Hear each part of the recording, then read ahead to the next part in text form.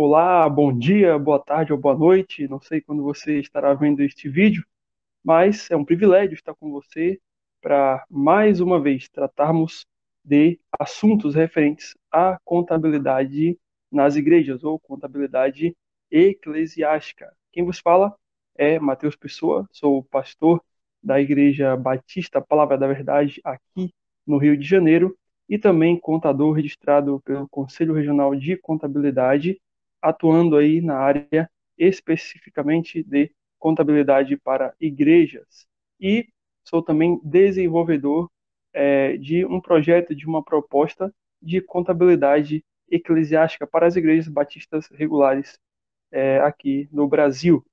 E hoje o nosso assunto nada mais é do que uma dúvida que surgiu no vídeo passado de um irmão aqui da minha igreja, né, que ele colocou ali um comentário no vídeo anterior a este aqui, falando sobre as multas, né, a aplicação de multas que a Receita Federal estaria impondo ou está impondo para igrejas. E a dúvida do irmão Alan é exatamente esta que eu vou jogar aqui na tela, da qual trataremos hoje.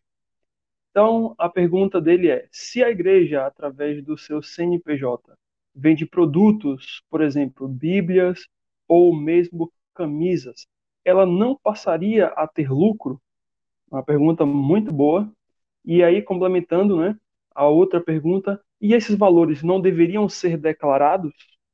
Então, são duas perguntas aí, só que abrangem o mesmo tema, e nós vamos tratar hoje destas perguntas, né? Tanto à luz da questão legal, como também dentro daquilo que, estudando teologicamente, eu posso encontrar na Bíblia, tá bom? Então, a resposta a esta pergunta, inicialmente, é que depende do caso. Depende do caso. Iremos analisar, como eu falei, né, tanto a parte legal como a parte bíblica sobre a venda de qualquer coisa na igreja. Então, geralmente, né, as igrejas elas fazem campanhas, elas fazem quentinhas, brechó, bazar, algumas desses eventos para poder arrecadar fundos para determinadas coisas.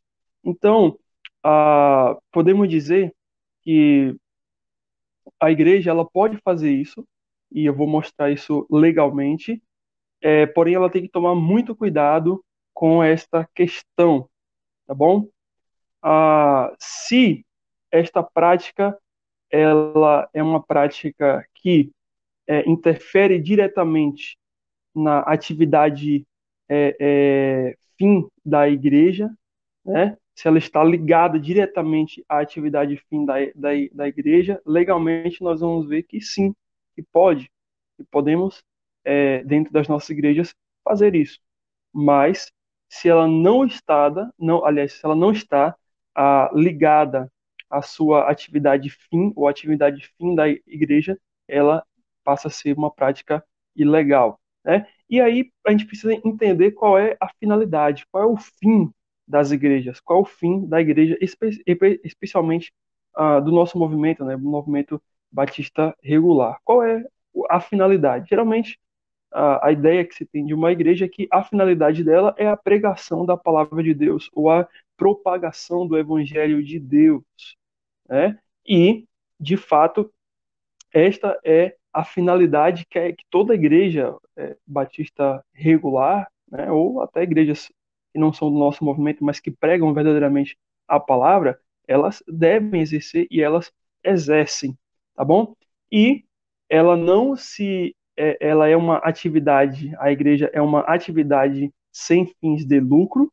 E a outra observação que nós devemos fazer é que se ela é sem fins de lucro, então ela não pode, como eu falei no vídeo anterior, repartir, né, este valor entre os dirigentes ou as pessoas que a gerenciam ou que a dirigem, tá bom? Ou né, os seus membros.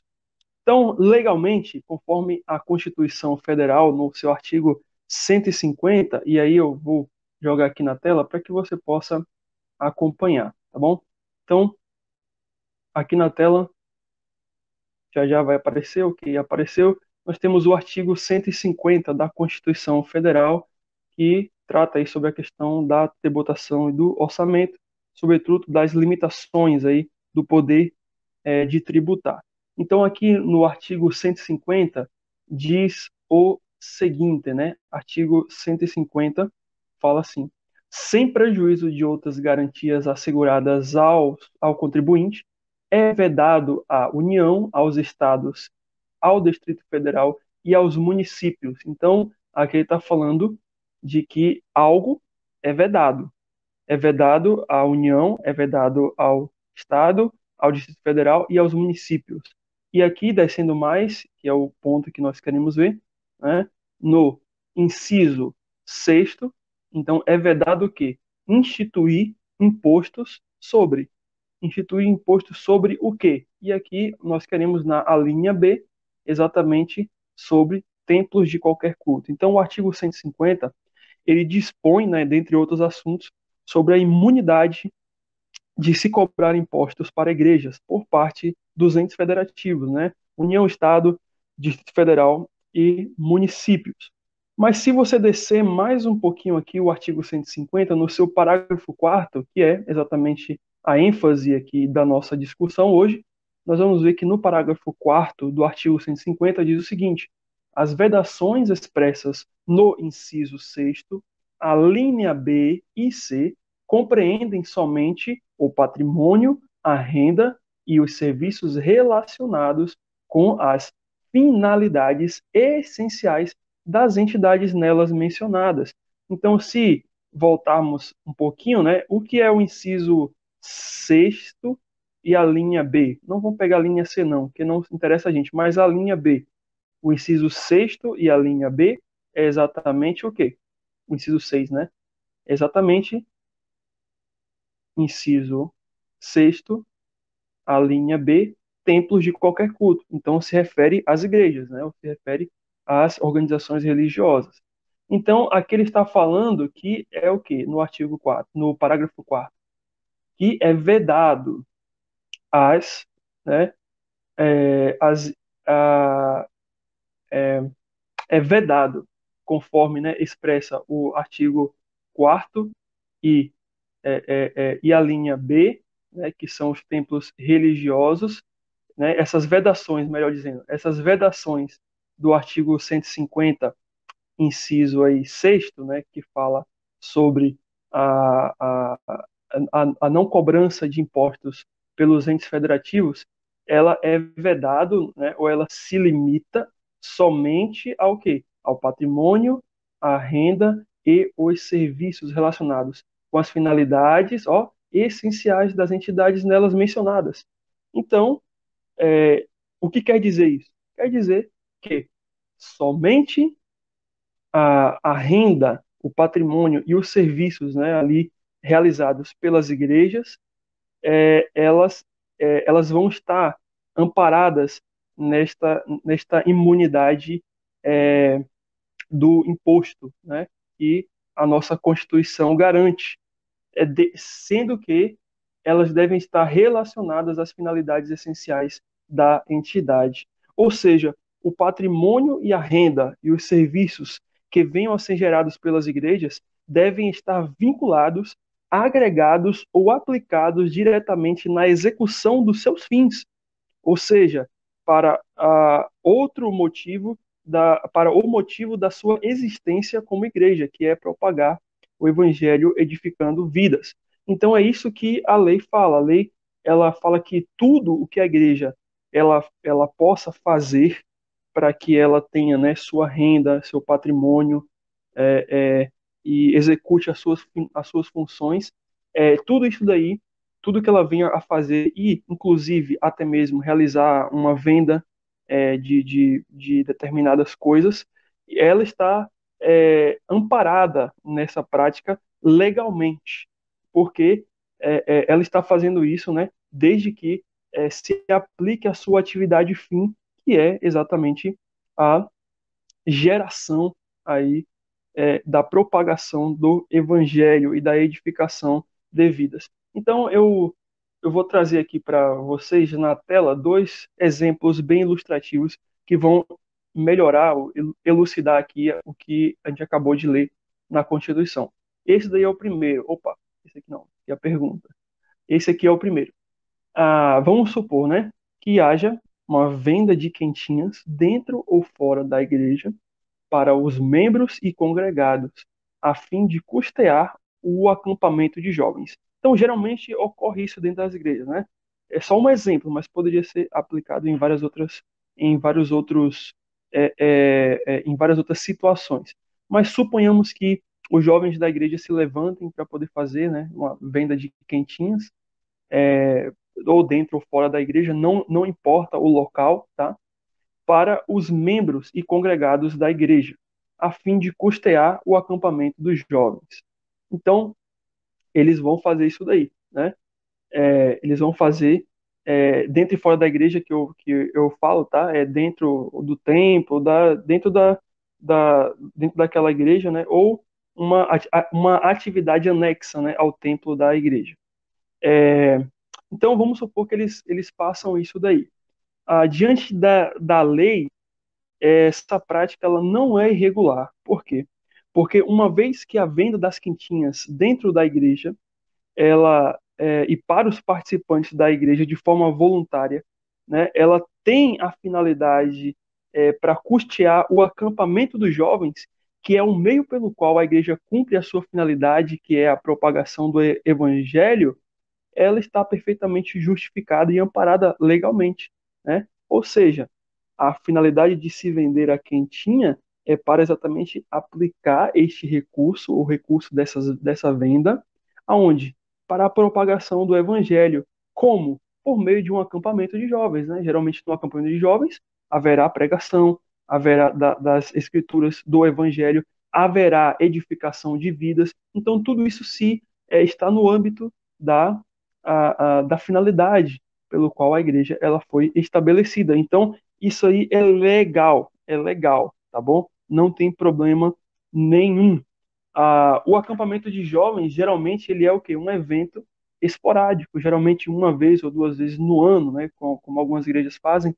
Então, não é uma prática constante, né? E também não se configura como um comércio também para obtenção de lucro pessoal para alguém, porque está sendo utilizado aquele evento para uma finalidade específica dentro da atividade da igreja, tá bom? Então, isso pode ocorrer como? Pode ocorrer em campanhas, né?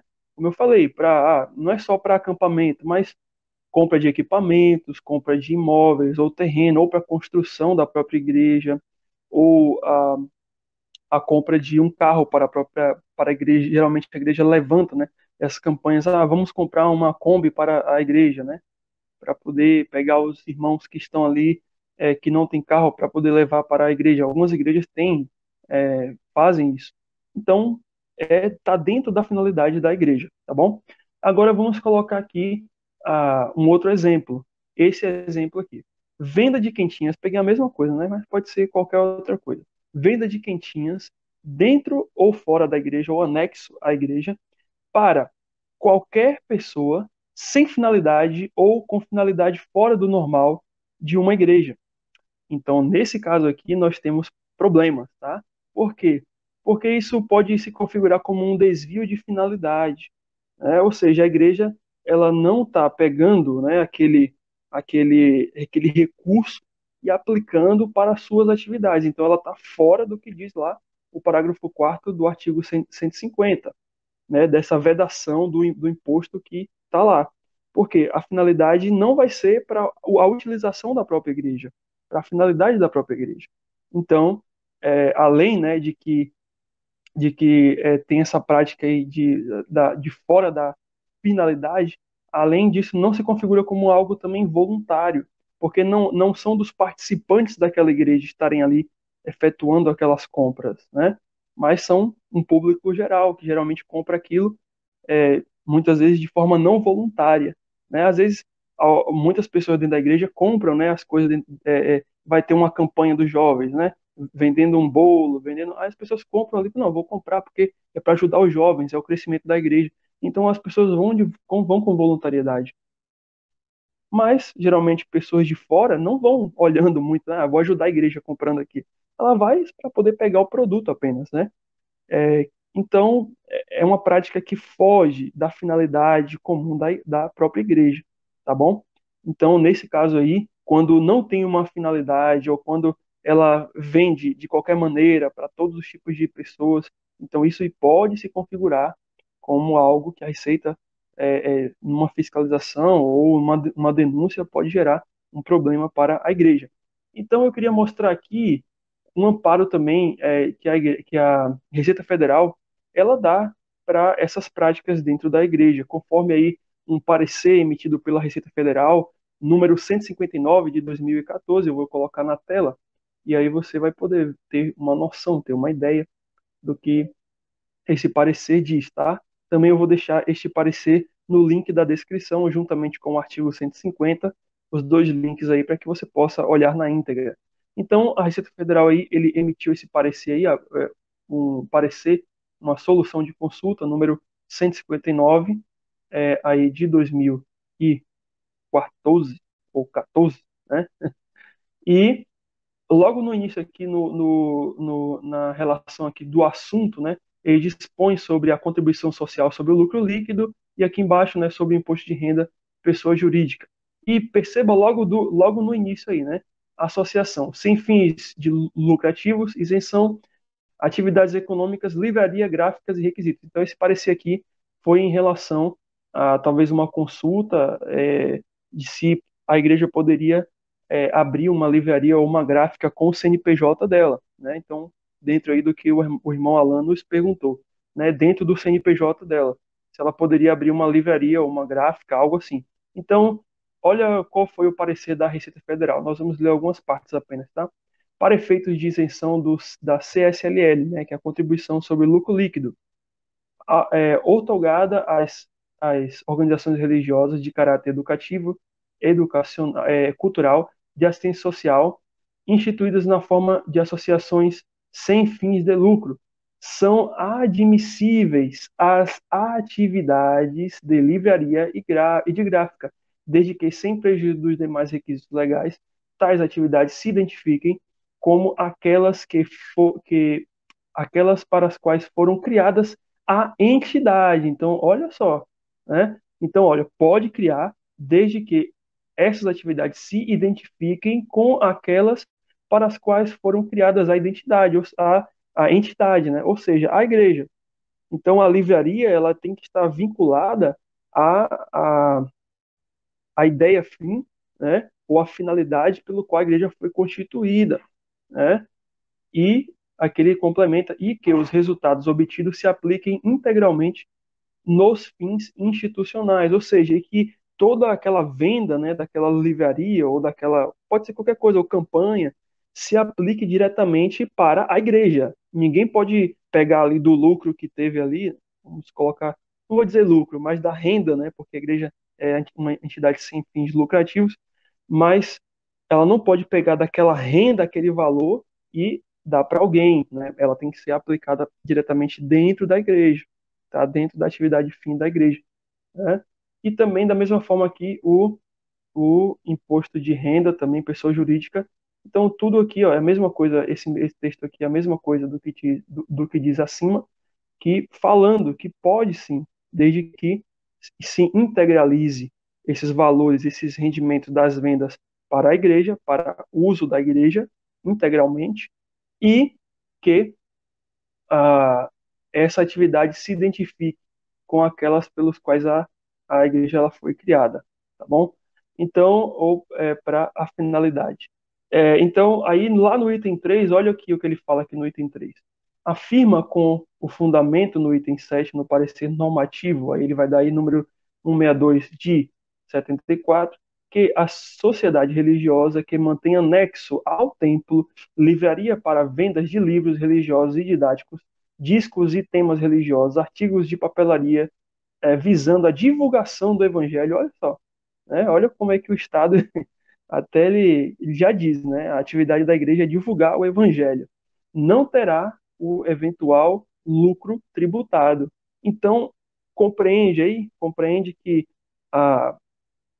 desde que, né, a atividade, mesmo seja anexa ao templo da igreja, né, fora ou dentro do templo da igreja, não importa isso, mas o que importa é exatamente que esteja o quê? Visando a divulgação do evangelho. Então é mais em relação à finalidade pelo qual aquilo é feito, né? Não terá eventual lucro arbitrado. Então, descendo mais aí, lá no item 22 deste parecer, nós temos o seguinte, item 22, e dispõe aquilo que nós falamos, né? Então, eles tomam como base aí o artigo 150 da Constituição Federal, que nós acabamos de ler, inciso 6º, e B, templos de qualquer culto, tá? Então, não pode instituir imposto sobre o templo de qualquer culto. E no artigo 23, temos essa outra parte aí, que fala sobre a lei, o artigo 12 da lei 9.532. Então, a Receita Federal toma como base desse artigo para também se referir às igrejas em relação a que elas podem é, fazer, né, esta venda, digamos assim, para execução da sua atividade ou da sua finalidade, né, dentro da igreja, né, desde que aí, olha só, um dos requisitos é o quê? Manter a escrituração completa de suas receitas e despesas em livros revestidos de formalidade que assegurem a respectiva exatidão. Ou seja, então, respondendo aí àquela pergunta do irmão Alan, né, onde ele fala, esses valores não deveriam ser declarados? Sim, tem que ser declarados, tá? É necessário que esses valores sejam declarados, tá? Então, fez uma campanha dentro da igreja, arrecadou um fundo, tem que se passar para dentro do caixa da igreja, informar que aquele valor foi relativo a ofertas, né, digamos assim, ofertas para ajuda missionária. Então, fez ali um cachorro-quente dentro da igreja para poder ajudar os missionários. Então, aquele evento ali deve ser colocado no caixa, no livro caixa da igreja, informando que houve aquilo, tá? Por quê? Porque senão, se nós não fizermos isso daí, nós estaríamos infringindo e cometendo um crime chamado Caixa 2, tá? Você já ouviu muito bem esse termo aí, Caixa 2, que é exatamente isso. Toda a movimentação financeira da igreja ela deve passar dentro do caixa. Se há um outro caixa fora do caixa principal da igreja, então isso daí, que não é registrado, então isso daí é chamado de caixa 2, tá bom? Então, comete-se um crime se for feita tal prática. E o item 36, concluindo aqui da nossa, não vamos ler tudo isso aqui, né? Claro, óbvio, mas eu vou deixar para sua consulta. Olha o que ele fala aí, a conclusão, né? Com base no exposto, conclui-se a isenção que trata o artigo 15, Lei 9.532, de 97, é aplicável aos resultados de pessoas jurídicas a não, aliás, e não a um outro estabelecimento considerado isoladamente. Então aqui ele está falando, né, que essa lei aí ela está falando sobre que eles estão aplicando à igreja somente, tá? Então esse parecer só se refere a igrejas, não se referem a outras pessoas físicas, aliás, a outras pessoas jurídicas não aplicáveis, ou seja, que estão fora dessa lei. E aí ele vai falar, vale dizer, se descumpridos os requisitos da isenção por uma das filiais ou da consulente, né, haverá perda do direito à isenção para a associação como um todo. Então, aqui, se a igreja tem mais pontos, né, ou igrejas filiais, né, a ela, ou igreja filha, né, digamos assim, que também tem essa mesma prática, né? Então, a isenção vale tanto para a igreja mãe quanto também para as outras igrejas, as igrejas filhas. Então, segue-se aí, sem prejuízo dos demais requisitos estabelecidos em lei, a isenção do imposto de renda e da contribuição social nos termos aí da lei, né, destinada à organização de cunho religioso, constituída na forma de associação sem fins lucrativos, de caráter educativo, cultural, assistencial, é compatível com as atividades de livraria e gráfica, desde que tais atividades se identifiquem com objetivos e finalidades da entidade para os quais foi criada, estritamente considerados, os resultados obtidos sejam aplicados integralmente e nos fins institucionais. Então, é um resumo do que nós já falamos, no que nós vimos lá desde o início. Ou seja, sim, pode se vender dentro da igreja, digamos assim, como a pergunta falou aqui, né, Bíblias, artigos religiosos como camisas, canecas, essas outras coisas. A igreja ela pode fazer isso desde que, olha só, tais atividades se identifiquem com os objetivos ou finalidades da entidade e o quê? E os resultados sejam integralmente, né, aplicados nos fins institucionais. Então, sim, desde que cumpram esses requisitos e também escriture-se esses valores dentro aí a, do caixa da igreja, tá bom? Agora, uma resposta bíblica bem breve, que eu sei que nós já temos muito tempo aí, bem bíblica, breve aqui, que é exatamente, muitos levam ou levantam, né, em conta o texto de Mateus 21, versículo 12 e 13, quando Cristo, né, ele expulsa os mercadores do pátio do templo para defender que não se pode absolutamente vender nada dentro da igreja, mas que a igreja deve ser sustentada por dízimos e ofertas somente, né? Então a passagem lá de Mateus 21, 12 e 13 diz o seguinte: Tendo Jesus entrado no pátio do templo, expulsou todos os que ali estavam, comprando e vendendo. Também tombou as mesas dos cambistas e as cadeiras dos comerciantes de pombas e repreendeu-os. Está escrito: A minha casa será chamada casa de oração. Vós, ao contrário, estáis fazendo dela um covil de salteadores. Então, o próprio Cristo ele fala isso e algumas pessoas tomam essa passagem como algo que, olha, não se deve vender nada dentro da igreja, né? Porém, sem desmerecer aí esse ponto de vista dos irmãos, e eu respeito, tudo bem, quem pensa desse jeito, mas o meu pensamento hermenêutico desta passagem é que, ah, não há é, dentro da igreja, né, dentro do que geralmente nós fazemos nas nossas igrejas, algo parecido com o que estava acontecendo aqui no tempo de Cristo, no templo em Jerusalém. Por quê? Porque realmente aqui neste evento aqui de Lucas 21, 11 a 12, realmente havia um comércio no pátio de Jerusalém, né, no pátio do templo, que tinha como finalidade o quê? O lucro por parte de quem vendia, né, geralmente ali os animais para se fazer o sacrifício no templo. Então a pessoa vinha fazer o sacrifício no templo e ela comprava ali aquele animal ali dos cambistas e dos vendedores que estavam ali no templo para poder gerar ou dar o seu sacrifício diante de Deus, né? Então, realmente, é uma prática que gerava uma finalidade de lucro. Por quê? Porque estava dentro da igreja, aliás, melhor, né? Acho que dentro da igreja não ficou muito bem, né? Estava dentro do templo, né, de Jerusalém, né? E era uma atividade que gerava lucro para quem estava vendendo. Aquele valor, né, aquele valor daquelas vendas ali de animais não eram aplicados ao templo. Eles não eram dados, né, ao templo, mas era uma prática mesmo de comércio dentro da casa de Deus, dentro do templo, né, não da igreja, tá? Eu falei aqui, mas é do templo. Então, a venda daqueles animais era para encher os bolsos das pessoas que os vendiam e não para a execução ou a manutenção das atividades do templo, porque exatamente para a manutenção do templo, das atividades do templo, era feito através de ofertas voluntárias, né, dízimos, de ofertas. Então isso daí era diante da lei aceitável para a manutenção. Mas aquelas vendas que ocorriam ali era exatamente um comércio.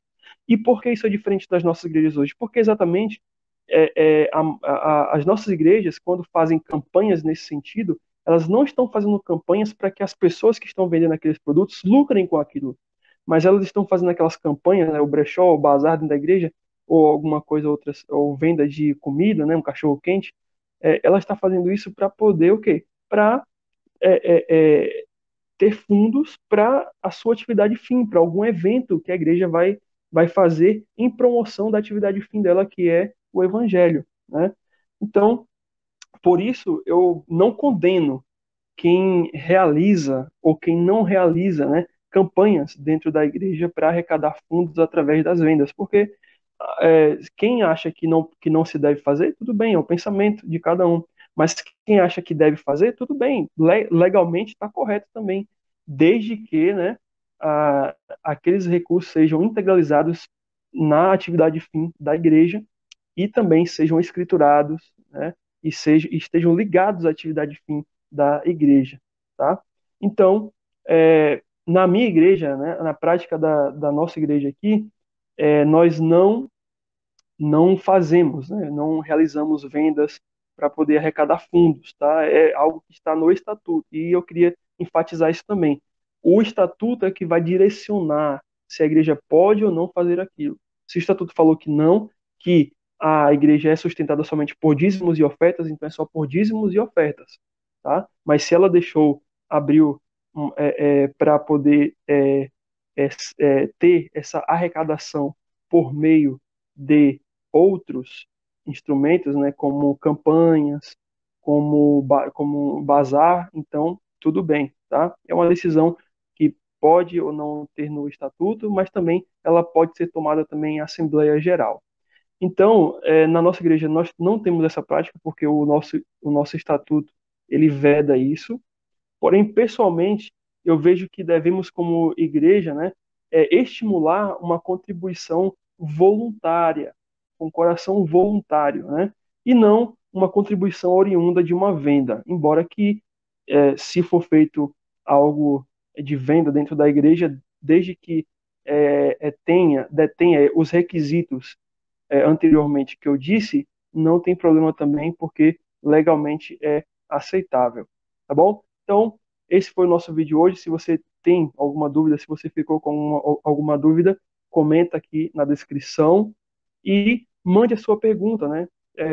Pretendo de 15 em 15 dias trazer um tema novo para poder discutirmos e falarmos aqui à luz da lei e à luz da palavra de Deus referente à contabilidade e gestão financeira de igrejas. Então, um grande abraço aí, até mais.